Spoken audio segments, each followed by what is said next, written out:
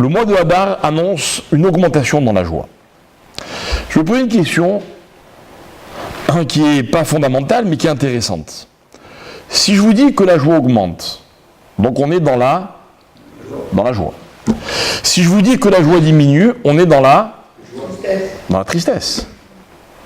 C'est-à-dire que l'augmentation de la joie amène la joie, la diminution de la joie amène la tristesse. Donc, le mois de Hadar est un mois joyeux, le mois d'Av est un mois triste.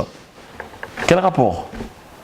Pourquoi la Guémara établit ce parallèle entre Hadar et la joie et Av et la tristesse? Par exemple, au mois de Nissan, il faut faire quoi? Se réjouir ou s'attrister? On ne nous dit pas. Ni Nissan, ni Iyar, ni Sivan, ni Tammuz, ni Elul, rien. Pourquoi la Gemara, elle compare juste ces deux mois qui, a priori, sont complètement opposés, n'ont rien à voir l'un avec l'autre? Alors, on va essayer de réfléchir à cette question. Pour y arriver, on va commencer en se demandant, est-ce que dans la vie, il est possible d'être joyeux et triste à la fois? Intéressant comme question. Pour résoudre cette question, on va en poser encore une autre. Qu'est-ce qui provoque la joie?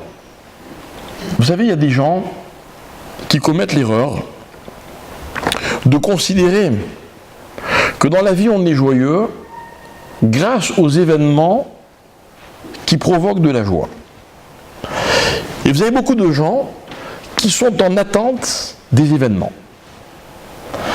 C'est-à-dire, s'il y a un événement joyeux, ils sont joyeux.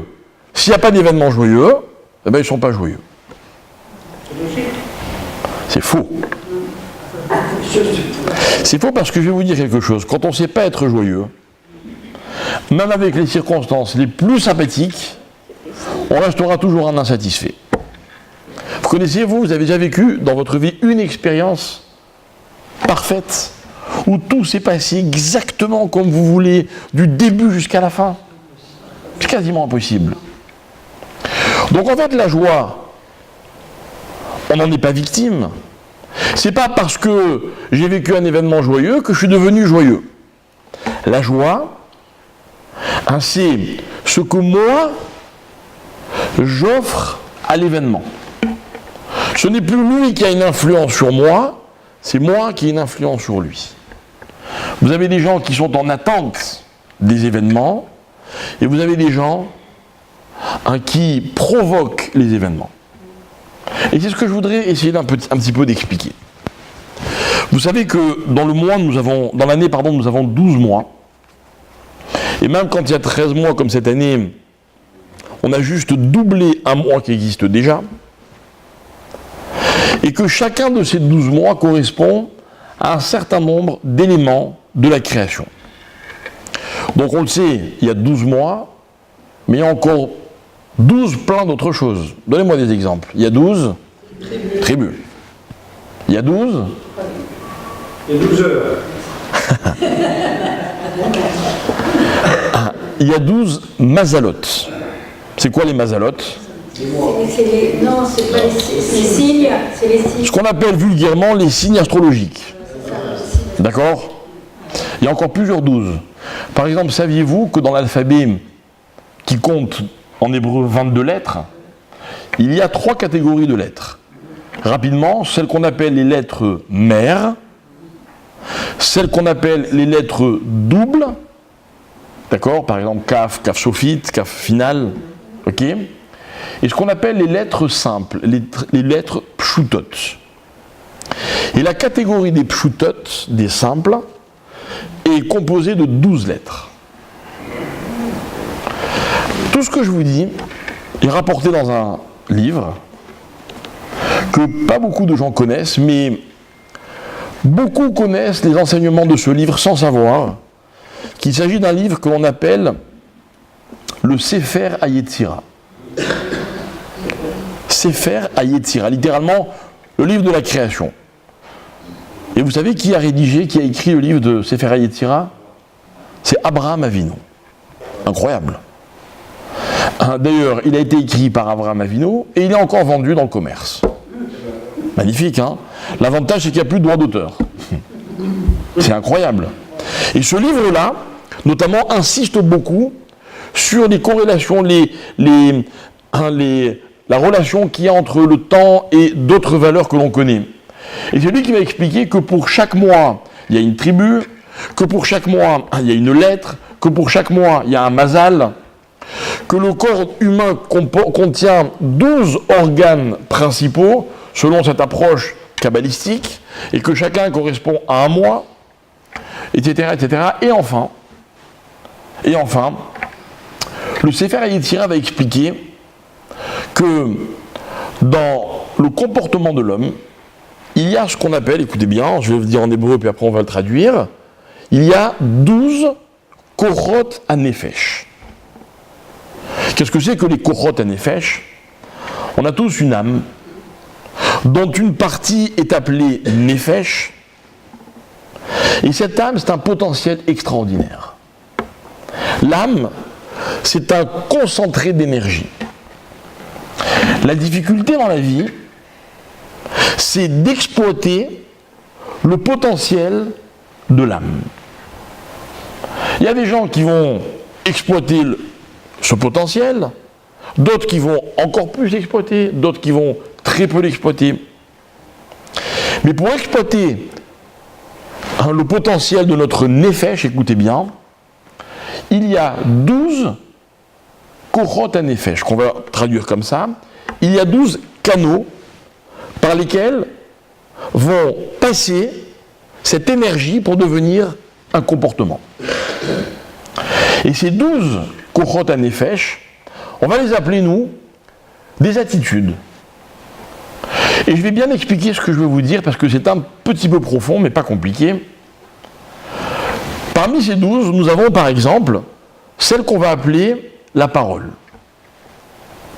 Mais attention, il ne s'agit pas du sens, c'est-à-dire de la faculté de la parole dont l'homme est doué à sa naissance. Tous les hommes s'expriment, même quelqu'un, Dieu préserve, qui est muet, va s'exprimer d'une certaine façon. Il ne s'agit pas de ce sens-là. Il s'agit de l'attitude que nous avons appelée, nous, l'attitude de la parole. C'est-à-dire, il y a des gens, mesdames et messieurs, qui existent grâce à ce qu'ils disent. Il y a des gens qui parlent beaucoup. Vous voulez un exemple? Moi, j'adore parler. Non mais j'adore, moi je fais que ça toute la journée.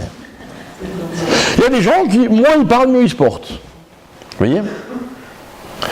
C'est-à-dire que la parole n'est plus un sens, elle est un mode de fonctionnement, elle est un comportement. Il y a par exemple la vue. Hein? Les sens. Et non, je ne vous parle pas du sens perceptif qui s'appelle la vue. Je vous parle d'une attitude. Vous avez des gens qui passent leur vie à regarder. Il y a des gens qui existent parce qu'ils observent. C'est très enrichissant d'observer. Il y en a d'autres qui vont utiliser une autre attitude qui s'appelle l'écoute. Il y a des gens, tout ce que vous leur dites, ils l'enregistrent. Ils savent écouter. Il y a des gens, quand ils écoutent, vous n'avez pas fini de parler, ils ont déjà oublié. Il y a des gens, quand vous leur parlez, vous sentez que ça ne les intéresse pas forcément. D'autres savent vous écouter. Il y a une autre attitude qui s'appelle marcher. Marcher. Vous avez des gens dans la vie, ils passent leur temps à avancer. Je ne parle pas de marcher quand on met un pied devant l'autre. Je parle de marcher, c'est-à-dire cette attitude dont tout le monde est capable, même quelqu'un de préserve qui ne pourrait pas marcher physiquement. Il avance. Vous avez des gens, vous les rencontrez maintenant, vous les revoyez dans 5 ans, kiff kiff. Et vous avez des gens tout le temps, vous les voyez tout le temps en train d'avancer. Tout le temps à la recherche de quelque chose. Tout le temps dans une découverte. Et enfin, il y en a 12, celle qui m'intéresse. Celle qui m'intéresse, à savoir, celle qui est liée évidemment au mois de Hadar. Savez-vous quelle est l'attitude dans la vie qui est liée au mois de Hadar? La joie. La joie n'est pas une attitude. Sourire. Presque. Rire. Vous savez que rire et sourire, c'est très différent. Moi, je parle de rire. Hein, vous avez des gens, regardez autour de vous, ils rigolent tout le temps. Mais pas rigoler bêtement. C'est-à-dire qu'ils sont capables, constamment, de voir le côté... Attention. Le côté humoristique des choses. Vous avez des gens, ils se disputent. Ça regarde tout le monde, on est d'accord. Okay. Imaginez, voilà, un couple se dispute. Alors, c'est pas imaginons, c'est quand un couple se dispute, ok. Non, parce que moi je parle souvent des célibataires, je leur dis, quand vous vous disputerez, parce qu'il faut les avertir, quoi. D'accord. Quand un couple se dispute, vous avez des couples qui peuvent rester fâchés pendant plusieurs minutes. Et vous avez des gens qui savent, juste après un conflit, éclater de rire. Un bon caractère. Vous avez des gens, quand vous tentez une approche un peu sympathique, vous voyez, qui aime un peu charrier, ben ils se vexent. C'est pas rigolo. D'accord ? Je ne veux pas faire de catégories trop grossières, genre les Tunisiens et les autres, d'accord ? Mais vous comprenez qu'il y a des gens qui aiment rire. Il y a des gens qui vivent par le rire. Et je vais vous raconter une histoire que vous connaissez peut-être. Et on va remonter à l'origine du rire. Un jour, dit la Guémara, dans le traité de Shabbat, un jour viendra à la fin des temps, où Akadosh Baruch Hu va aller voir les patriarches. Et la Guémara me dit comme ça. Hachem va voir Abraham et lui dit, Abraham, tes enfants ont fauté. Qu'est-ce que je fais ? Banecha chat'u li. Tes enfants ont fauté à mon encontre. Vous attendez quoi comme réponse de la part d'Abraham, l'homme du Chesed ? Vous vous dites peut-être qu'Abraham va nous défendre. Eh bien, je suis désolé de vous décevoir. La Guémara me dit qu'Abraham dit à Dieu, maître du monde, Ribono shel olam, Imahu al-kedushat shemecha, qui soit littéralement éradiqué. Ben, ils ont fauté, qu'ils soient punis. Bon, vous n'êtes pas satisfait de la réponse ? Eh bien, Dieu non plus. La Guémara dit qu'il va voir Yaakov. Pourquoi pas Yitzhak ? Parce qu'il est tout le temps. Yitzhak, c'est le personnage de la rigueur. Très sévère, Yitzhak. Donc peut-être que Dieu se dit, si déjà Abraham ne nous a pas défendus, alors Yitzhak, il n'y a aucune chance. Et puis en plus, la Balagma raconte que Dieu se dit que Yaakov a vu ses enfants se disputer, et donc il a été éprouvé. C'est vrai, il arrive souvent que des parents soient un peu déçus par leurs enfants. Mais la pire des déceptions, c'est laquelle ? C'est quand des enfants se disputent. Que Dieu nous en préserve.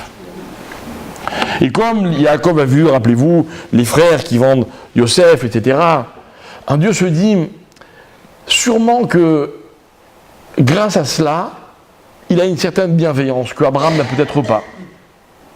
Alors il va le voir en lui disant, tes enfants ont fauté. Réponse de Yaakov qui tombe comme un couperet, Immachu al-kedushat shemecha, comme Abraham. Ils ont fauté, qui paye ? Mais Dieu, ça ne lui convient pas. La Guémara raconte que Dieu va voir finalement, par dépit peut-être, Yitzhak, l'homme de la rigueur, et il lui dit, tes enfants ont fauté. Alors Yitzhak, il lui répond comme ça, il lui dit, mes enfants ? C'est plus tes enfants là ? Je crois me rappeler que le jour où tu leur as donné la Torah, et qu'ils t'ont répondu, mais bien sûr, Naaseh venishma, on fera, et après on comprendra, un engagement total. Tu as dit ce jour-là, c'est un verset dans la Torah, béni Bechori Israël. Israël, c'est mon enfant chéri. Dit Dieu aux nations, vous avez vu comment mes enfants me répondent ? Ah, là c'est tes enfants, quand ils acceptent la Torah. Et quand ils ont fauté, ça devient mes enfants. Enfin, non, ça ne marche pas comme ça. C'est mes enfants et c'est tes enfants. Mais voyons combien ils ont fauté. Quelle est la durée de vie moyenne, d'après la Torah, pour un homme ? 70 ans. un verset dans les Teilim, Yeme, Shenotenu, Bahem, Shiv'im, Shana. Vous savez que Dieu donne à l'homme 70 ans. Tarif syndical, au-delà, c'est un cadeau. C'est un cadeau. C'est pour ça que, par exemple, chez les Tunisiens, quand quelqu'un atteint l'âge de 83 ans, qu'est-ce qu'on fait? Bar mitzvah. Bar mitzvah du cadeau. C'est beau, hein? 5 sur nous. Alors, Bon, et pour les femmes, on peut faire la bar mitzvah. oui, si vous voulez. Si on n'est pas tunisien, on peut faire. On vous accepte quand même, avec plaisir. Nous, dès qu'on peut faire la fête... Plus pro-tunisien que marocain. Ouais. Ouais, non, mais sans ambiguïté, madame. Allez, je vous dise. C'est des gènes prédominantes. Alors... Après, je vous explique en privé pourquoi j'ai choisi. Si vous voulez, je vous dirai. En MP. Parce que ça va. Non. Ma mère, elle était marocaine. Ouais. Mais elle a été convertie par un Tunisien. C'est pas bien que ça fait. Pourquoi c'est pas bien? Qu'elle garde un petit peu. Bon, allez, d'accord. Vous savez quoi? Chez nous, à Pessah, on mange pas de riz. D'accord? Voilà.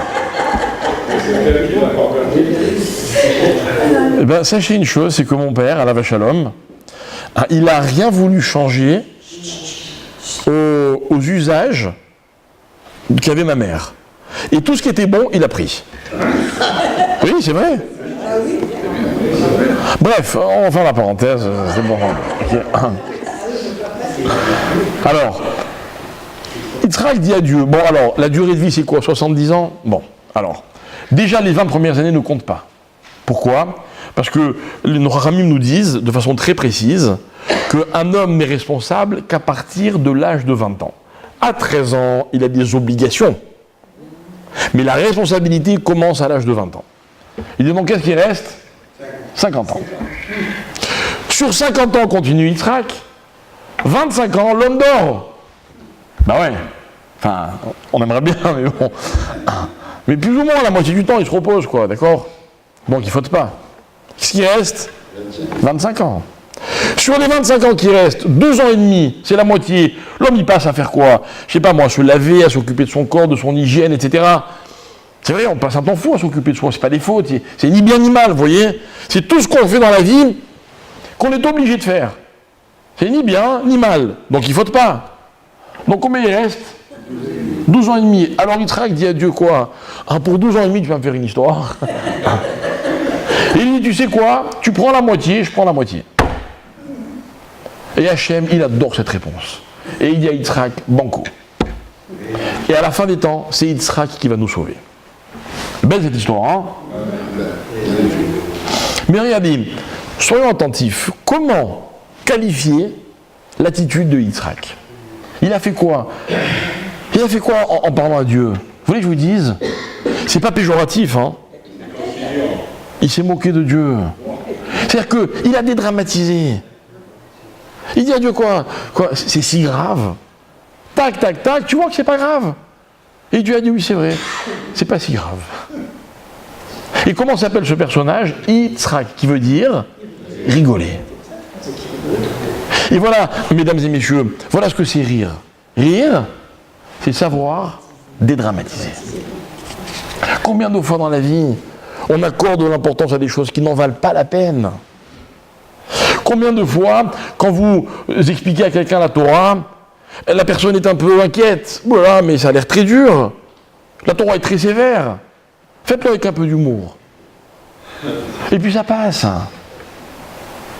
Un jour, mon père m'a dit à la Shalom, il m'a dit, tu sais mon fils, on peut tout dire. Tout. Tout. Je peux vous faire tous les reproches que je veux, à condition que j'ai le temps et la manière.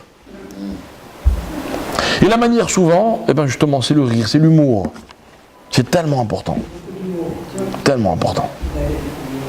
Alors, écoutez bien, on va expliquer comment les choses fonctionnent, d'accord? Parce que vous savez, il y a une question de fond. La question de fond, c'est qu'est-ce qui fait rire dans la vie? Qu'est-ce qui fait rire? Moi, j'avais un copain, ça m'énervait beaucoup d'ailleurs, mais c'est comme ça, il était comme ça. Quand il voyait quelqu'un, je sais pas moi par exemple, quelqu'un qui tombe, Ça le faisait rire. C'est rigolo ou pas, rien qui tombe? Hein? C'est un rire fou. Un rire fou? C'est nerveux aussi. Alors attends, on va analyser, parce que, comme vous dites, il y a plusieurs types de rire. Mais d'abord, il nous faut une règle de base. Ça veut dire qu'il faut que la notion soit claire. La notion du rire, on va essayer de la clarifier. Qu'est-ce qui fait rire dans la vie? Regardez, je vais vous donner un petit exemple. On va faire un petit exercice, d'accord? Enfin, on ne va pas faire l'exercice. Vous l'avez déjà fait, on va juste vous le rappeler. Est-ce qu'il vous est arrivé, une fois, d'entendre une blague, mais une blague rigolote, hein, qui vous a fait bien rire, vous la racontez à votre tour, et personne rigole? C'est énervant, hein? On n'a pas la passion. Hein? Alors c'est quoi la façon? Il y a un secret pour raconter des blagues? Hein? Et c'est quoi le secret? Mais je vais vous le dire, moi, le secret. Je vais vous le dire. C'est à partir de maintenant, si vous m'écoutez bien, vous pouvez raconter toutes les blagues que vous voulez, ça passe. Le secret pour qu'une blague soit marrante, c'est qu'il ne faut pas qu'on puisse deviner la chute avant la fin. Mais quand vous racontez une blague, elle vous a tellement fait rire que vous vous embrouillez un peu et vous dites la fin au mauvais moment. Ben, quand vous arrivez à la fin, personne ne rigole. C'est fou. C'est fou. C'est un art de raconter une blague. Pourquoi? Parce qu'il faut garder, et voilà, je vais arriver au mot, il faut garder la surprise. Parce que dans la vie, ce qui nous fait rire, c'est le côté imprévisible des choses. Ce que je peux prévoir ne me fait pas rire. Ce qui me surprend, en français on va dire comme ça, le côté incongru d'une situation rend la situation amusante. Et attention, parce que si on ouvre bien les yeux, il y a tellement de choses amusantes. Tellement. C'est bon de rire. Vous aimez rire? Tout le monde aime rire.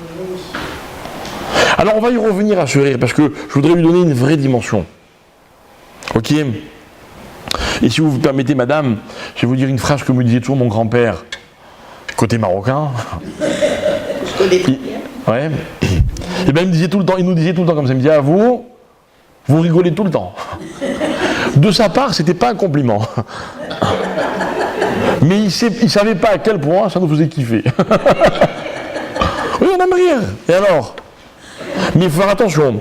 Vous savez, on a parlé de mon père tout à l'heure. Je vais raconter une petite histoire qui m'est arrivée un jour très sympathique. Un jour, j'étais à Paris. Moi, je ne suis pas parisien. J'ai vécu à Marseille toute mon enfance. Et puis, à l'âge de 18 ans, je suis venu en Israël. C'est juste au moment où mon père est devenu grand rabbin de France, il est monté à Paris. Donc, j'ai jamais vécu à Paris. Et j'étais à Paris un jour, je ne sais plus pour quelle occasion, les fêtes ou je ne sais pas quoi. Et je suis allé chez le coiffeur. Et mon frère m'a dit, écoute, voilà, il y a un coiffeur à Paris, rue Pavée, je crois, ou par là-bas, rue des Rosiers, je ne sais pas si vous avez connu, il s'appelait Yoram. Je l'ai connu, bref. Il m'a dit, va là-bas, machin, etc. Et j'arrive chez Yoram. Et mon frère était à l'école qui était juste à côté, d'accord? Il allait souvent chez Yoram, d'accord? Et on a convenu que j'allais en fin d'après-midi, comme ça, après m'être fait couper les cheveux, je ramène mon frère à la maison. Je vous ai tout raconté, ok? Donc je suis chez Yoram, j'attends mon tour. Il est en train de couper les cheveux à un autre client, et ils discutent, ils se connaissent, et puis au bout d'un moment, écoutez bien la scène, il y en a un qui dit à l'autre, tu connais la dernière Assis Truc? Et il lui raconte une blague. Et moi, je trouve ça très sympathique. Et là-dessus, l'autre, il surange, j'ai dit, mais non, ça l'allait vieille, Assis Truc, il en a raconté une nouvelle, et hop! Et au bout d'un moment, mon tour arrive, il me coupe les cheveux, et à ce moment-là, mon frère rentre dans le salon. Ah, salut, ça va? Je t'attends, on va à la maison, tac, tac. Et là, le coiffeur, il connaissait mon frère, c'est Ephraïm, et là, il comprend. Il y avait la famille. Voilà. Et il me dit, excusez-moi, je suis désolé. Et moi, je dis, soyez pas désolé, c'est très sympathique.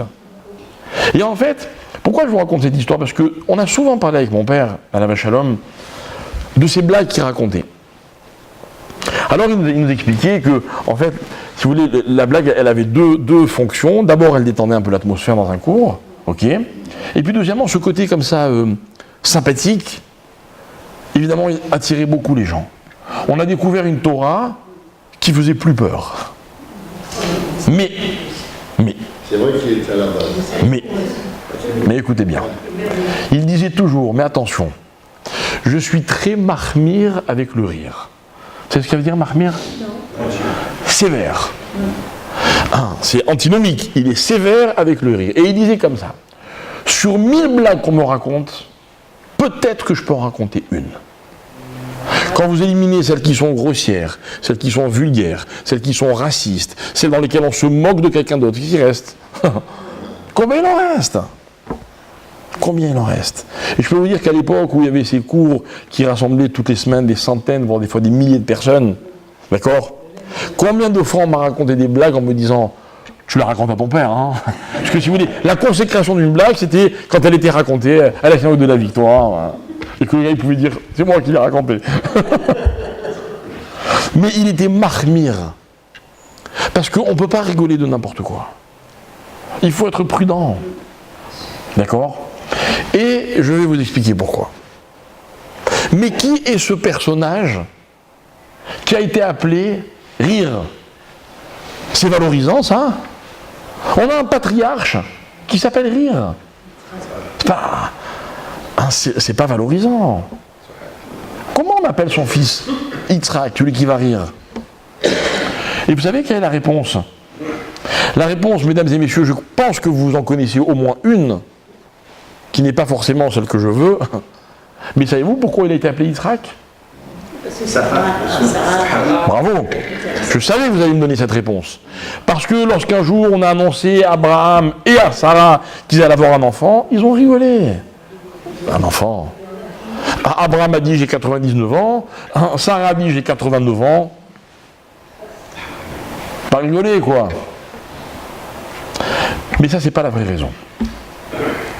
La vraie raison, c'est que, dit le Midrash, lorsque Yitzhak est né, le monde a rigolé. Le monde, c'est pas les parents. D'ailleurs, il n'est même pas certain que ce soit les parents qui l'aient nommé Yitzhak. Tout le monde l'a appelé Yitzhak. Pourquoi, mes chers amis? Parce que Yitzhak, c'est l'enfant que plus personne n'attendait. C'était l'enfant qu'on ne pouvait plus prévoir. C'était impensable que Abraham et Sarah aient un enfant. Donc quand il est arrivé au monde, qu'est-ce qu'il a créé? La surprise. L'étonnement. Mais voyez, le dénouement d'une histoire qui n'était plus censée se dénouer, mais d'une façon extraordinaire. On ne peut que rigoler. Alors, dit le Midrash, le monde a rigolé à la naissance d'Yitzhak. Voilà pourquoi il s'appelle Yitzhak. Incroyable. Yitzhak, c'est Rira, c'est pareil. C'est ce que j'ai dit. Oui, non, c'est ça.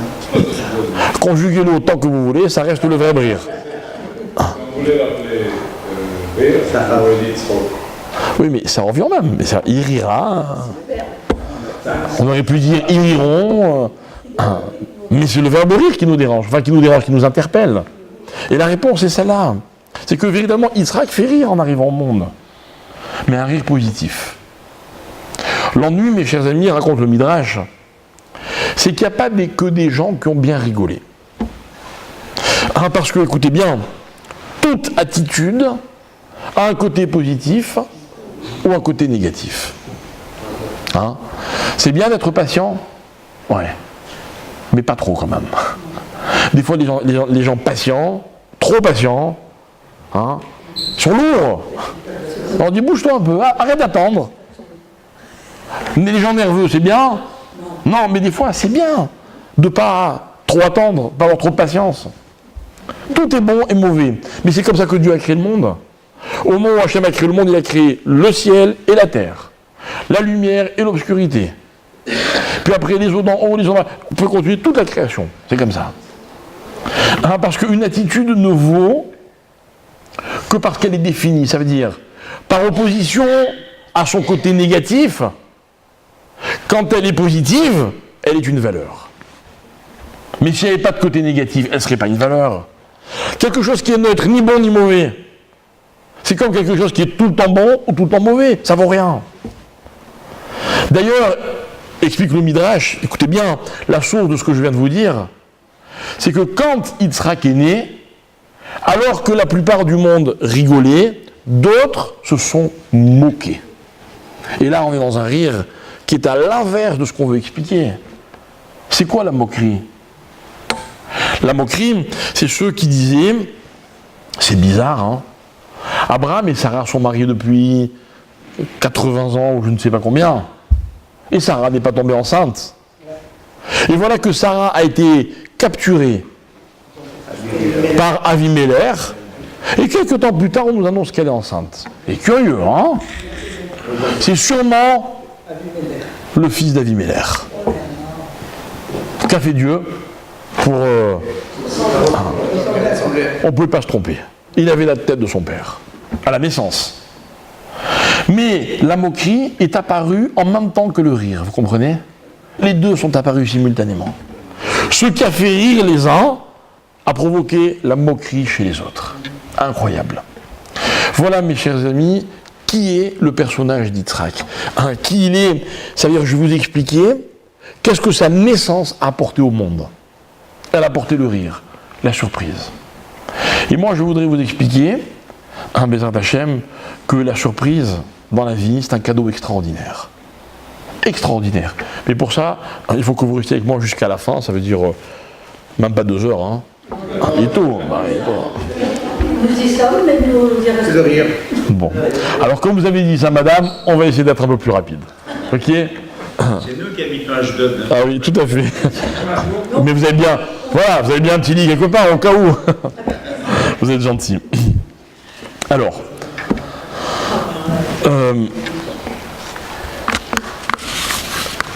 la naissance d'Yitzhak, donc on l'a expliqué, amène dans le monde cette notion de rire, parce que Yitzhak est la surprise. Ok? Alors, dans ma réflexion, je voudrais qu'on arrive à comprendre, est-ce qu'il y a un rapport entre le rire et la joie? Est-ce que c'est forcément lié? Attention à votre réponse. Est-ce qu'on peut rire quand on est triste?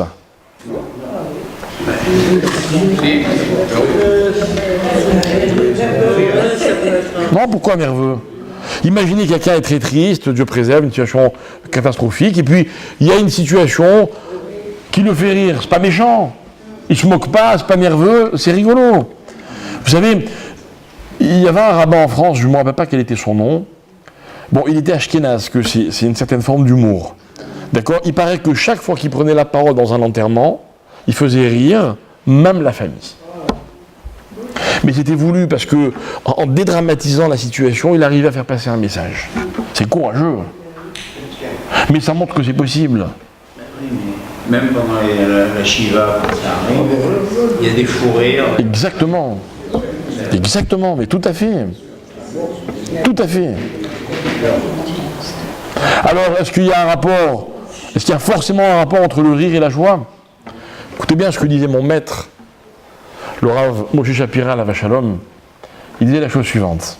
Il disait non, c'est pas que la joie est forcément la propriété de ceux qui sont joyeux. Mais écoutez bien son analyse.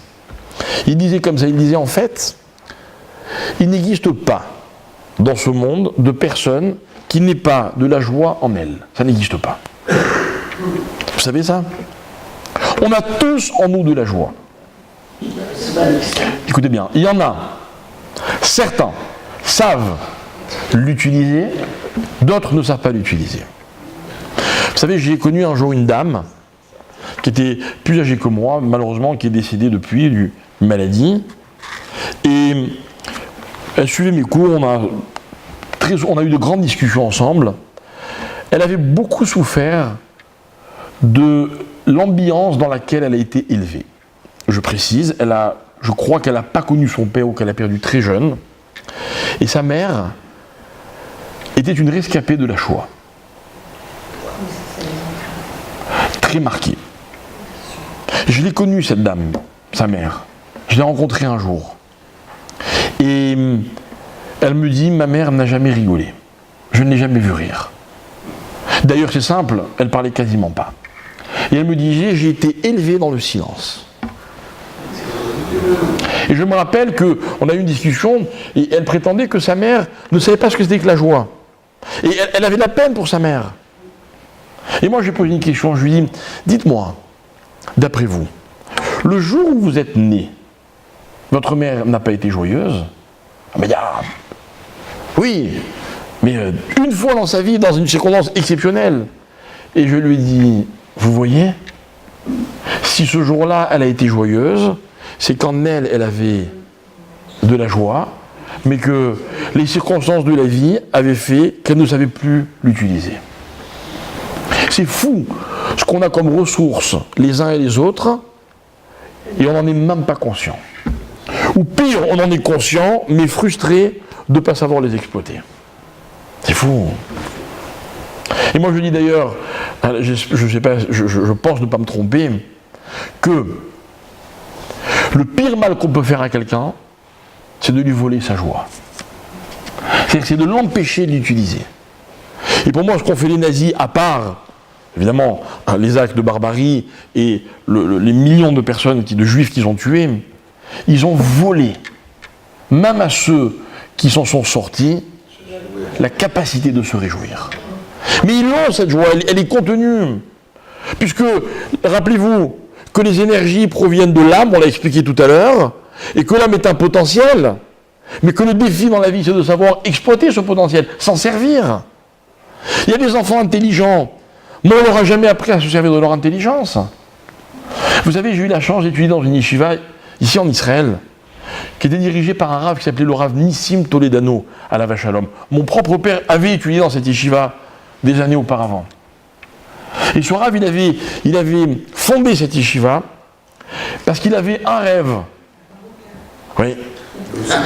Il allait chercher les jeunes gens dans ce qu'on appelle les villes de la périphérie en Israël.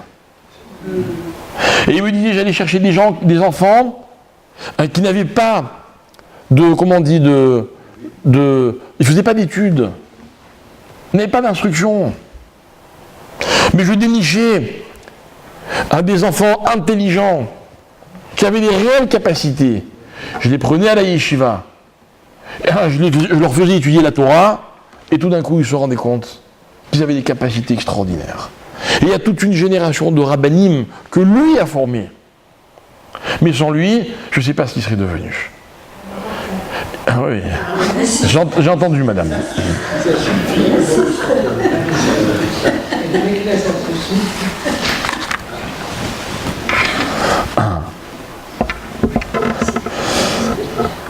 D'accord? Comment? Maintenant, la joie, c'est une chose que l'on contient. Eh bien, disait le Rav Shapira, il disait la chose suivante. Quand quelqu'un rit, ça lui permet de découvrir la joie qu'il a en lui. S'il n'avait pas ri, il n'aurait pas su qu'il était joyeux. Il n'aurait pas aussi bien su. Et le rire, c'est une opportunité, c'est une occasion de réaliser qu'au fond, j'ai plein de joie. Parce que quand je ris et que j'aime ça, je me dis, finalement, ça me ressemble. Et les gens qui ne savent pas rire sont des gens qui ne savent pas qu'ils sont heureux. Il faut leur expliquer. Mais faites rire les gens. Et ils auront l'impression d'avoir passé un bon moment. Pourquoi? S'il le faut, ils ne retiendront pas les blagues que vous leur racontez. Mais ils retiendront qu'ils sont capables de rigoler. Et c'est ça qui est important. Et quand je pense à ce rabbin qui faisait rire dans les enterrements, je me dis peut-être que ce qu'il voulait leur expliquer, c'est que tout espoir n'est pas perdu. On a perdu quelqu'un, ok, mais on n'a pas perdu ce qu'on était. Parce qu'on est encore capable de rire, malgré la tristesse. Donc ce n'est pas directement lié à la joie, mais c'est l'indice de la joie que l'on possède. Voilà ce que c'est que le rire. Alors mes chers amis, si vous voulez bien, on va poursuivre notre raisonnement. Je voudrais aller au bout du raisonnement par lequel on a expliqué qu'est-ce qui fait rire dans la vie. Vous me suivez? On a expliqué que ce qui fait rire, c'est la surprise, c'est la situation incongrue, imprévisible. Ok, pardon? La peine aussi, c'est la surprise. La peine n'est pas une surprise. Non. La peine n'est pas une surprise. La peine, je vais vous dire quelque chose, monsieur. On la redoute tous. On sait qu'elle est possible. Quand elle arrive, c'est un choc, c'est autre chose. D'accord? Mais à moins d'être un inconscient, on a toujours cette angoisse-là. Demandez à un riche quelle est son angoisse, il vous dira, c'est de perdre sa fortune. Ah oui. Demandez à quelqu'un en bonne santé quelle est son angoisse. Voilà. Mais dites-lui, mais tu es en bonne santé, pourquoi tu t'angoisses? Oui. Ouais. Demandez à un Marocain pourquoi tu t'angoisses, il vous dira, je fais un kiff. Je croyais que vous alliez dire je veux devenir tunisien. Ah non, moi c'est fait. Ok. Vous avez compris pourquoi ma mère elle est devenue tunisienne? Un peu quoi. D'ailleurs, à propos de Tunisiens marocains, si vous voulez, parce que par rapport à mon père et ma mère, je vais raconter une petite histoire, justement une petite blague très mignonne. Mais plus qu'une blague, une situation. Hein, vous savez que quand on était en famille à table, ok, mes oncles, le côté paternel, ils adoraient raconter des blagues. Et tout le temps. Et ma mère, ça lui plaisait pas tellement à la table du Shabbat qu'on raconte un peu n'importe quoi et tout. Et chaque fois, c'était la guerre. D'accord? Et mes oncles, ils demandaient à ma mère, je peux raconter une blague? Et en général, il disait non. Il la racontait quand même. D'accord? Alors un jour, il y a un oncle à moi qui dit, je peux raconter une blague? Alors il m'a dit, attention, hein, seulement si elle est cachère et machin. Ouais, t'inquiète pas. Alors il dit, ok, tu peux raconter ta blague. Et il raconte la blague que je vais vous raconter. Vous allez voir, elle est très simple, la blague. Hein. C'est un monsieur, un Tunisien, qui appelle sa mère. Il lui dit, allô maman, ça va? Elle lui dit, ouais, ça va mon fils. Alors on lui dit, ah, excusez-moi madame, j'ai dû me tromper de numéro. C'est vrai, je ne sais pas comment c'est les mères marocaines, mais une mère tunisienne qui vous dit tout va bien, il y a un problème. D'accord? Bon, il dit, excusez-moi, j'ai dû me tromper de numéro. Donc tout le monde rigole, ok, la blague est mignonne. Et là, il y a ma mère qui dit, ah, elle était bonne celle-là. Alors maman qui lui répond, il fait, excusez-moi madame, j'ai dû me tromper de numéro. Vous voyez? Voilà comment ça se passait à la maison. Madame, tout le monde a rigolé sur vous. Hein. Alors, ce paradoxe qui fait rire. On attend une chose et il se passe autre chose. Je voudrais l'expliquer un petit peu. Et pour vous l'expliquer, je vais raconter une histoire que vous connaissez peut-être, mais vous allez être poli. C'est l'histoire d'une femme exceptionnelle, peut-être la femme la plus exceptionnelle de notre histoire. C'est qui? C'est Rachel Imeno. Et c'est vrai qu'on ne peut pas choisir, ils sont totalement exceptionnels. Mais Rachel, c'est un destin particulier. Déjà particulier par le fait qu'ils sont tous enterrés ensemble, et c'est la seule qui est enterrée toute seule. Vous vous êtes déjà rendu au Kever Rachel? Oui. Ah bon, heureusement. S'il y a des gens qui ne se sont pas rendus, il faut y aller d'urgence. Parce que c'est une histoire incroyable, l'histoire de ce tombeau. Pourquoi incroyable? Parce que vous savez que d'après la tradition, le tombeau de Rachel est en dehors de la frontière qui a été dessiné à l'époque du partage de la terre d'Israël, lorsque les enfants d'Israël sont sortis d'Égypte. D'accord? Et elle est donc enterrée sur les frontières originelles en dehors d'Israël. Et tout le monde se demande, mais enfin, pourquoi? Et la réponse est que c'est parce qu'elle l'a voulu. Et le texte raconte dans un très beau passage, que l'on lit d'ailleurs le jour de Rosh Hashanah dans la Haftara, que Rachel a dit à Hachem, moi, je ne rentre pas en Israël. Je sais que tu vas exiler mes enfants, eh bien je veux que mes enfants sachent que je les attends à l'extérieur. Et que je rentrerai en Israël quand le dernier de mes enfants sera revenu à la maison, c'est-à-dire en Eretz Israël. Et elle dit, je suis comme une mère, ses enfants ne rentrent pas, qu'est-ce qu'elle fait? Elle attend dehors, elle guette. Ben moi je les guette. Magnifique, hein? Alors Dieu va essayer de la consoler en disant, t'inquiète pas, ils vont revenir. Elle dit, non, ne me console pas, ça sert à rien. Mais Anna et Inachem, elle refuse les paroles d'espoir que lui dit Dieu. Incroyable. Mais le plus incroyable, mes chers amis, c'est que Rachel, dans ce texte-là, elle appelle ses enfants, le peuple juif, d'une façon qui est complètement inattendue. Vous savez comment elle appelle les juifs? Écoutez bien, elle les appelle Ephraïm. Et tout le monde se demande, enfin pourquoi juste Ephraïm? Il y en a plein de personnages. Elle avait plein de petits-enfants, pourquoi elle a choisi juste celui-là? Et nos maîtres disent, non, Ephraïm, c'est pas par rapport au personnage. Écoutez bien.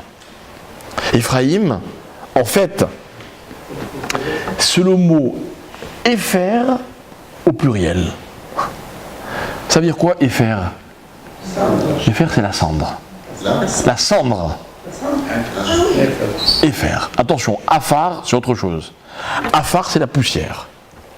Et Épher, c'est la cendre. Et elle appelle ses enfants, nous le peuple juif, elle les appelle les cendres. Pourquoi? D'abord, d'où vient ce terme cendre? Et les rabbins vont expliquer qu'en fait, elle fait référence à deux cendres. La première cendre, c'est celle de Abraham. Rappelez-vous, lorsque, avant la naissance de Yitzhak, Dieu va voir Abraham en lui disant « Je ne peux pas te cacher que je veux détruire la ville de Sédom. » Alors Abraham, pour lui, c'est inacceptable. Il lui dit « Mais je ne comprends pas. Et s'il y a 50 tzadikim, tu vas détruire cette ville quand même ?» Et Dieu lui dit « Je suis désolé, il n'y a pas 50 tzadikim. » Alors il lui dit « Il y en a peut-être 40, et il n'y a pas 40. 30, 20, mais il n'y a pas. » Et chaque fois que Abraham insiste, il est très gêné, Abraham, d'insister en parlant à Hachem. Et à un moment, il va lui dire « Je ne devrais pas insister parce que je suis va Noché, Afar, va Épher. Je suis poussière et cendre. » Ça veut dire quoi? Je suis rien, quoi. Je suis rien. Vous connaissez l'histoire de la cendre? De rien du tout. C'est une fois 3 chachamim qui sont dans une calèche. Et la calèche est conduite par un cocher. Et puis les chachamim sont là, ils discutent de Torah, etc. Et puis au bout d'un moment, il y en a un qui dit aux autres, il dit « Mes maîtres, quand je vous vois, je réalise à quel point je suis rien de rien du tout. » Alors le deuxième, il dit « Mais, Rabbi Eliaou, si toi tu dis que tu n'es rien du tout, mais alors moi, je suis encore moins que rien que la poussière de la terre. » Alors le troisième, il dit « Mais si vous dites ça, mais alors moi, je suis encore moins que rien que la poussière qui est sous le sabot du cheval. » Alors le cocher, il entend ça, il devient fou. Il se retourne, il dit « Mais maître, si vous dites ça, mais moi, je suis encore moins que rien que moi. » Alors il y a des rabbins, il y a d'autres, il fait « Pour qui se prend celui-là ?» Méfiez-vous des gens qui disent « Moi, je suis rien du tout. » D'accord? Alors, Abraham dit « Je suis Afar va Épher. » Et les Chachamim vont expliquer pourquoi cette expression. Et Abraham va dire comme ça, Afar, c'est une matière qui n'a pas de passé, mais qui a un avenir. Afar, c'est de la poussière c'est de la terre peut être fertile. Vous plantez quelque chose et ça peut pousser. Mais jusqu'à présent, ça n'a jamais été rien. D'accord? A l'inverse, Épher, la cendre, c'est une matière qui a un passé, mais qui n'a plus d'avenir. Et Abraham dit à Dieu, je suis rien, parce que je n'ai ni passé, ni avenir. Sous-entendu, son père était un idolâtre, et des enfants, il n'en a pas encore. Genre, aucun espoir. Première cendre. Et la deuxième cendre, mes chers amis, c'est un texte que l'on récite dans toutes les synagogues du monde tous les matins. Un texte magnifique. Juste après avoir lu le passage du sacrifice d'Yitzhak, on dit que soit ta volonté, que tu te remplisses littéralement de bonté à notre égard. Écoutez bien. Et rappelle-toi du sacrifice d'Yitzhak, comme si la cendre d'Yitzhak était encore posée sur le misbéach. Genre, t'as oublié la cendre de Yitzhak? C'est beau, hein? Le problème, c'est quoi? C'est qu'Yitzhak, il n'a jamais été cendre, puisqu'il n'a pas été sacrifié. Alors, on tire sur un crédit qui n'existe pas, en disant à Dieu, mais rappelle-toi cette cendre qui était posée. Fais comme si elle était encore là, la cendre, encore chaude. Et le maître dit, c'est vrai qu'il n'a pas été sacrifié, donc pas brûlé, comme on le fait avec les sacrifices, mais il était prêt à le faire. Et Yitzhak, il est comme de la cendre, parce qu'il était prêt à devenir de la cendre. C'est quoi la cendre? C'est ce qui n'a pas d'avenir. On comptait sur Yitzhak qui devait assurer la pérennité du peuple juif. Et voilà qu'un jour Dieu lui dit, monte sur le misbéach et deviens un sacrifice. Il n'hésite pas une seconde, et il accepte. C'est-à-dire qu'il renonce à la notion même d'avenir. Voilà qui sont Abraham et Yitzhak. D'accord? Alors maintenant, écoutez bien, où est le paradoxe? Le paradoxe, c'est que, y a-t-il, dans l'histoire du monde, et je ne suis pas spécialement chauvin, y a-t-il des personnages dans l'histoire du monde qui ont eu autant d'avenir qu'Abraham et Yitzhak? Ça n'existe pas. C'est que ces personnages dont on dit qu'ils étaient cendres, qu'on dit d'eux-mêmes je suis cendre, mais enfin, personne n'a été moins cendre qu'eux. Regardez ce qui est sorti de ces personnages-là. Mais vous m'accorderez que quoi? Que c'était pas gagné d'avance. Que Abraham il pensait vraiment qu'il était cendre. Que Yitzhak il était prêt à être de la cendre. Eh bien, je veux que vous compreniez une chose, c'est que le plus grand paradoxe de la vie, c'est quand quelque chose n'a pas d'avenir et que tout d'un coup, il a un avenir. Il n'y a pas de plus grand paradoxe. Si vous voulez, c'est passé d'une extrême à l'autre. L'extrême la plus négative, c'est un élément de la création qui n'a aucun avenir. L'élément le plus positif de la vie, c'est quelque chose qui a un avenir. Vous savez, je fais une confidence. Vous savez pourquoi je fais Jérusalem, Ashdod, Jérusalem, tard le soir pour venir vous faire un cours? Vous savez pourquoi? Que les choses soient bien claires. Ce n'est pas pour qu'on passe un bon moment ensemble. Si c'est un bon moment, tant mieux.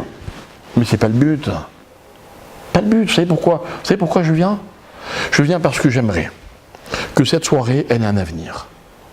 Que ce que vous avez appris ce soir, eh bien, ça reste dans votre tête. Et puis un jour, dans une semaine, dans 6 mois, dans des années, je ne sais pas moi, vous vous disiez, ah oui, c'est vrai, un jour j'ai appris que. Oubliez qui c'est qui vous l'enseignait, c'est pas important. Non, c'est important. Non, c'est pas important. Ce qui est important, c'est que cette heure, on lui donne un avenir. Alors, ce sera une belle heure. On aura passé un beau moment ensemble. Moi, quand à la fin du cours, on vient me dire, c'est super, hein, vraiment, c'est gentil, hein, mais c'est pas ça un compliment. Par contre, quand quelqu'un me dit, un jour, je rencontre quelqu'un qui me dit, tu sais, un jour, tu as donné un cours, et je me rappelle que tu as dit que, et ça m'a aidé dans telle situation, ça j'aime. J'aime. Et un jour, quelqu'un qui est venu me voir et m'a dit, grâce à vous, j'ai gagné beaucoup d'argent. Ça c'est rare, généralement, je fais perdre de l'argent aux gens, quand je leur demande des dons, d'accord? Je dis, me dire comment? Il me dit oui.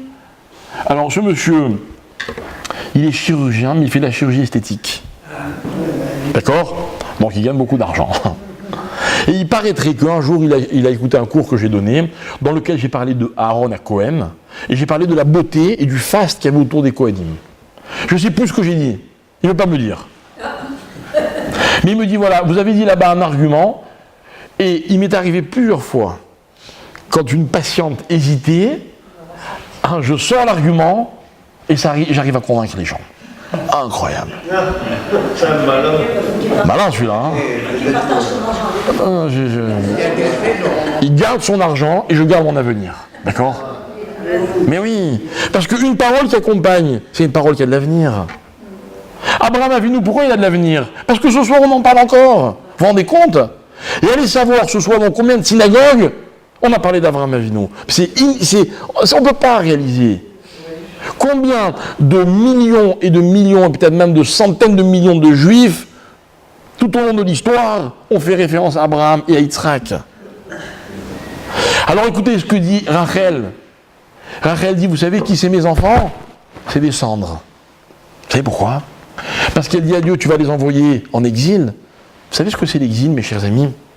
C'est quand les juifs seront éparpillés parmi les nations. Et que les nations, convaincues de ce qu'elles disent, essaieront de convaincre Israël qu'Israël n'a aucun avenir. Et c'est ce qu'ils ont fait tout au long de l'histoire. Et ils continuent à le faire. Quelle est la motivation de l'Iran, du Hezbollah, du Hamas, Marchemam? C'est quoi leur motivation? C'est de dire, on va détruire Israël.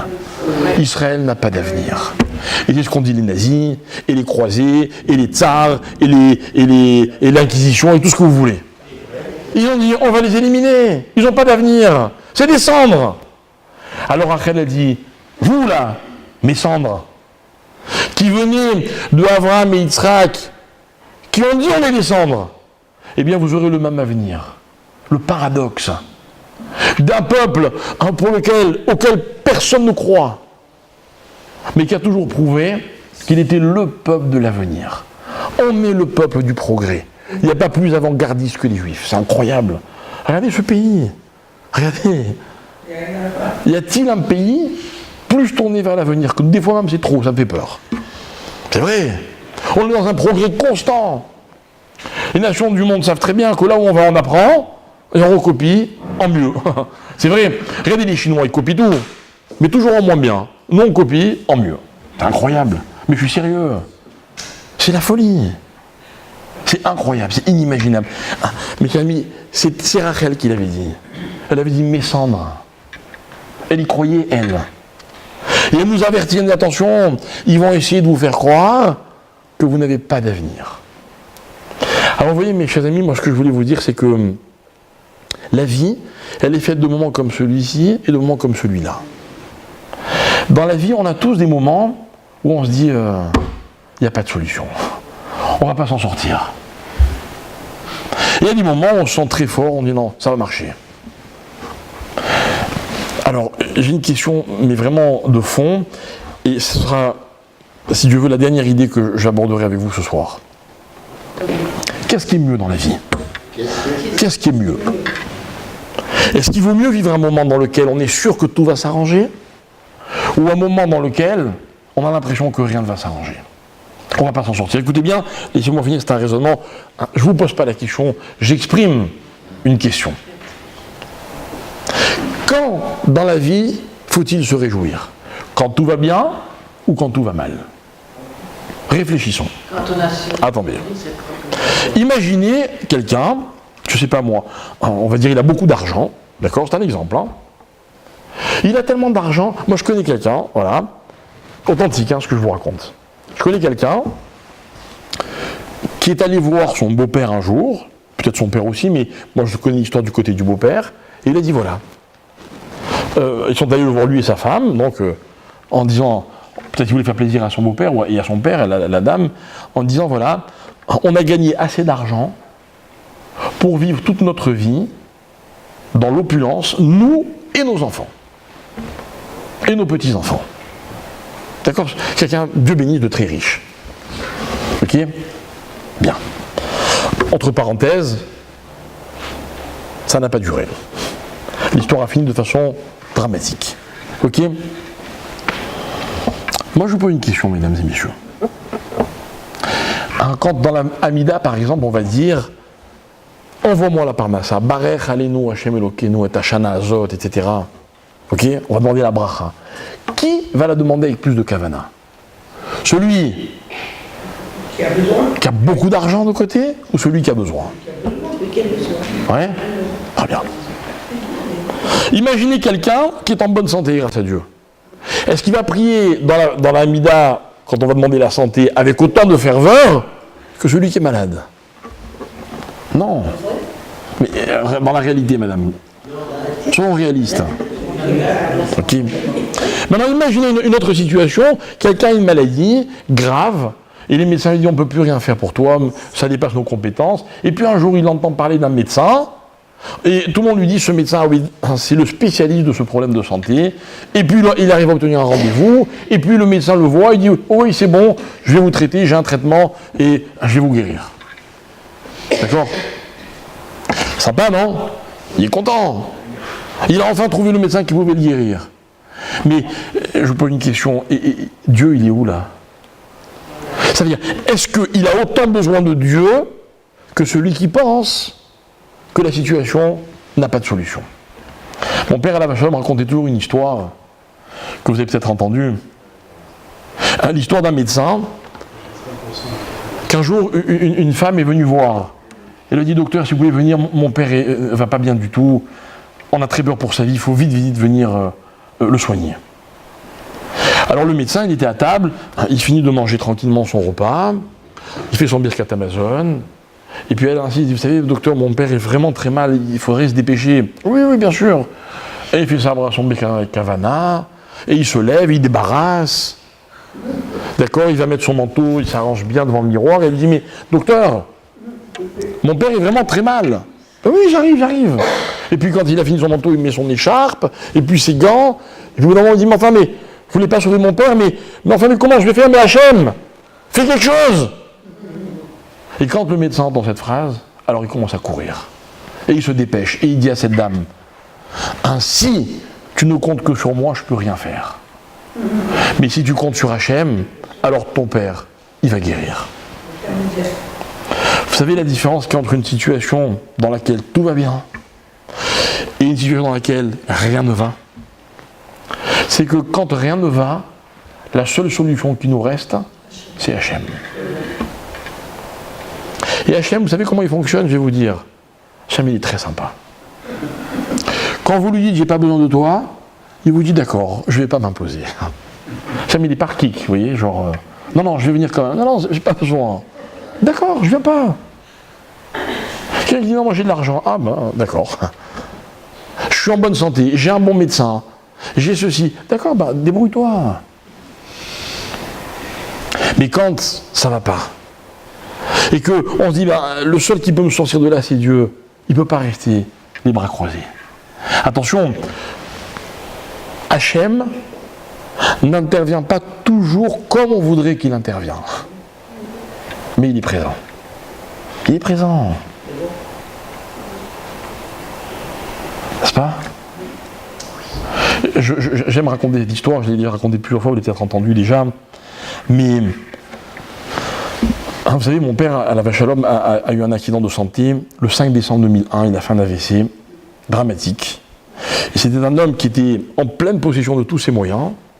Le 5 décembre 2001, on va dire, à 15h. D'accord? Et je ne me rappelle l'heure exacte, peu importe. À 18h, il avait perdu toute sa santé. C'est-à-dire que plus rien ne fonctionnait. Il a fait un AVC qui l'a rendu hémiplégique, mais vraiment, c'était un handicapé lourd pendant des années. Et c'est pas seulement qu'il était paralysé de ses membres externes, mais un de ses membres internes, les poumons, une partie du foie, l'estomac, bref, une catastrophe. D'accord? Bon, alors, tout doucement, il s'en remet contre tous les pronostics de tous les médecins, Baruch Hashem, etc. Et un jour, on était en famille, et il nous avait dit, j'ai quelque chose de très important à vous annoncer. Donc on était tous là. Il a dit, voilà les enfants, je voulais vous dire, je ne suis plus malade. Et vous comprenez que nous, on ne sait pas si on doit rire ou pleurer. On ne comprend pas ce qu'il veut nous dire. Authentique, hein, ce que je vous dis. Et ça m'a été confirmé par un autre rave, qui s'appelle le rave Gross, qui était un ami très proche de mon père, qui était un grand rave, très particulier. Et un jour, on était au Kotel, j'étais avec ce rave, et j'ai dit au rave, on peut faire une bracha de Refoua Shlema pour mon père? Il m'a dit non, ton père n'est plus malade. Incroyable. Alors, on a demandé à notre père, mais papa, explique-nous, qu'est-ce que tu veux dire que tu n'es plus malade? Et il nous dit comme ça, il nous dit non, je vais vous expliquer les enfants. Je vais vous expliquer ce que c'est qu'être malade. On est malade quand on aimerait faire des choses et qu'on a l'impression que notre corps ne nous permet pas de les faire. C'est une frustration et une situation terrible, ça s'appelle la maladie. Il nous dit, mais moi, tout ce que je veux faire, je peux le faire. Et il voulait faire quoi d'après vous? Il voulait être un bon père, être un bon mari, être un maître de Torah, étudier la Torah, prier. C'est tout ce qui l'intéressait. Vous savez, avant sa maladie, mon père, il aimait jouer au foot, il aimait conduire, il aimait faire de la voile, il aimait vraiment, hein, vraiment. D'accord? Il aimait voyager. Tout ça, un jour, il n'a plus eu envie. Et il nous a expliqué qu'être malade, c'est avoir des envies qu'on ne peut pas assouvir. Mais quand dans la vie, on arrive à ne pas avoir envie de ce qu'on ne peut pas faire, eh ben on n'est plus malade. Incroyable. Un jour, j'étais à Paris avec un ami, on roulait en voiture, et tout d'un coup, on est passé près d'une voiture, je ne sais plus si c'était une Rolls-Royce ou une Ferrari, ou une très belle voiture qui coûte très cher. On s'arrête à côté de la voiture. Moi, j'aime beaucoup les voitures. C'est mon père qui me l'a transmis. Donc on la regarde, machin, etc. Et l'ami avec qui j'étais, il me dit, tu vois, je rêve de me l'acheter. Je suis sur une affaire, si ça marche, je me l'achète. Et moi, comme c'est un ami intime, je peux me permettre, je lui dis, tu sais la différence qu'il y a entre toi et moi quand on regarde cette voiture? C'est que moi, quand je la regarde, je fais un kiff. Quand tu la regardes, elle suscite chez toi une frustration. Et je lui dis, moi, entre toi et moi, qui est le plus riche et qui est le plus pauvre? Et croyez-moi, il a beaucoup plus d'argent que moi. C'est un homme d'affaires prospère grâce à Dieu, ok. Mais si moi j'en ai pas envie de cette chose, je suis riche. Mais si lui en a envie et qu'il a 1 million mais qu'il en faut 2, ben il est pauvre. Un malade, c'est pareil. D'accord? C'est-à-dire que dans la vie, il y a des situations où on se dit, bon, ben c'est bon, ça va s'arranger. Et des fois, on se dit, ah, ça va pas s'arranger. Eh bien moi, excusez-moi d'être un juif, mais vraiment convaincu, et de vous dire, quand vous pensez que ça va pas s'arranger, alors je suis tranquille, parce que Dieu ne peut pas vous laisser tomber. Mais quand quelqu'un est persuadé que sans Dieu ça va s'arranger, je suis très inquiet. Pourquoi? Parce que je me dis, mais Dieu, il va laisser faire les choses. D'accord? Alors je vous pose une question, mesdames et messieurs. Quand est-il plus logique de se réjouir? Pendant le mois de Hadar, où tout va bien, ou pendant le mois de Av, lorsque rien ne va? Vous avez compris le paradoxe? Vous avez compris le paradoxe? Alors écoutez, je vais vous faire la réponse, parce qu'attendez, on n'a pas terminé. On n'a pas terminé. La Gemara dit comme ça. Je sais qu'en tant que juif croyant, tu risques en Hadar d'être très angoissé. Pourquoi? Parce que quand tout va bien dans la vie, il y a une angoisse tout d'un coup qui apparaît, c'est quoi? Est-ce que ça va durer? Vous êtes en bonne santé? Est-ce que ça va durer? Vous avez de quoi manger? Est-ce que ça va durer? Mais c'est encore plus grave que de ne pas avoir et de se dire, bah, ça va s'arranger. Alors écoutez, parce que la Gemara est avec une solution, et je suis venu pour vous dire la phrase que vous allez entendre. La Gemara me donne un enseignement, elle me dit, tu veux que ça dure, tu veux conserver ce que tu possèdes, il y a un seul moyen. Vous savez ce que c'est? C'est d'être joyeux. Vous savez quelle est la vertu de la joie? C'est que la joie me permet de conserver ce que je possède. Vous aimez des gens? Ils vous aiment, vous voulez que ça dure? Soyez joyeux. Vous êtes en bonne santé? Vous voulez que ça dure? Soyez joyeux. Vous comprenez? C'est pas un médecin, c'est pas un remède de grand-mère, attention. Hein. C'est un remède de Torah. Donc c'est sûr que nos grand-mères, elles le savaient. Mais regardez la profondeur de ce qu'on vient de découvrir. Le mois de Hadar est un mois dans lequel tout va bien. On ne demande qu'une chose à Hachem, c'est que ça continue. Et Hachem nous répond, vous voulez que ça continue, il n'y a pas de problème. Soyez dans la joie. Parce que celui, Dieu préserve, qui n'est pas dans la joie, il ne faut pas qu'il s'étonne s'il perd tout ce qu'il possède. Son argent, sa santé, ses relations, tout. Mais quand quelqu'un est dans la joie, eh bien il ne peut pas perdre ce qu'il possède. On ne peut rien enlever à celui qui est joyeux. Rien. Et il peut être malade, hémiplégique, dépendant, paralysé, et vous dire, je ne suis plus malade, parce qu'il est joyeux. Et moi je peux vous dire une chose, c'est qu'en 15 ans de maladie, si notre Père nous a appris une chose, il en a appris beaucoup, mais si je devais en choisir une, je dirais il nous a appris qu'avec la joie, on arrive à solutionner tous les problèmes. Ça ne veut pas dire qu'il n'existe plus les problèmes, mais on les a dépassés. Et quand je pense qu'il y a des gens qui, pour être joyeux, vous disent, quand je serai en bonne santé, je serai joyeux. Quand je serai riche, je serai joyeux. Quand avec ma femme ou mon mari, ça ira bien, je serai joyeux. Ah ouais? Vous voulez que je vous dise, j'ai très peur qu'ils ne le deviennent jamais. Jamais. Parce que même, ce qui n'est pas probable, mais même si ça s'arrange, ils vous diront, maintenant j'attends autre chose. Alors que quand on fait la démarche inverse et qu'on dit, je suis joyeux, mais vraiment, sincèrement, alors c'est sûr que tout finit par s'arranger. Alors écoutez l'angoisse des Chachamim. Ils avaient peur qu'on soit triste en Hadar et qu'on soit joyeux en Av. Magnifique, non? Ils avaient peur quand on dit, voilà, rien ne va, donc c'est sûr que Dieu va nous sauver. C'est bon, on est tranquille.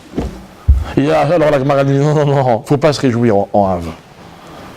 Mais ils avaient peur aussi quand Hadar on dit, oulala, tout va trop bien. Quelle rassera. Alors la Gemara dit, non, là il faut se réjouir. Pourquoi? Pas parce que tout va bien. Non, pour que ça dure, pour que ça continue d'aller bien.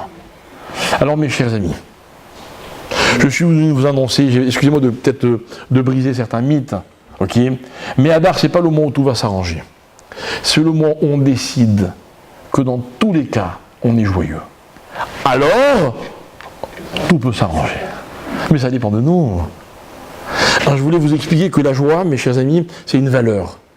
Et comme tout ce qui a de la valeur, il faut payer le prix pour pouvoir l'acquérir. Quand on fait des efforts pour être joyeux, on peut être joyeux. Les gens qui ne le sont pas, c'est qu'ils ont baissé les bras, ils ont arrêté de faire des efforts. Et c'est tellement dommage. Alors j'ai un moyen pour eux, faites-les rire. Et ils se rendront compte qu'ils sont capables d'être joyeux. Quand eux, ils contiennent ce trésor qui s'appelle la joie. Et avec la joie, on ne règle pas les problèmes, on les solutionne. Ça n'a rien à voir.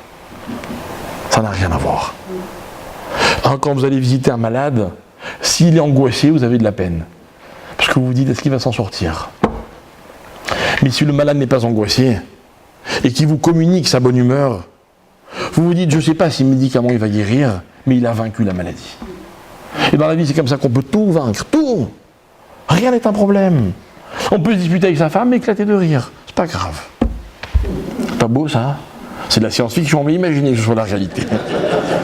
Imaginez une seconde. Très magnifique. Mais c'est ce qui s'est passé entre Dieu et Yitzhak. Dieu était très très très énervé contre le peuple juif. Et Yitzhak a rigolé et dit arrête de dramatiser. Tu vois pas. Combien ils ont fauté alors Dieu a dit c'est vrai, t'as raison. Ora, c'est que tu as raison. Avec la joie, on peut vaincre tous les problèmes et les angoisses de la vie.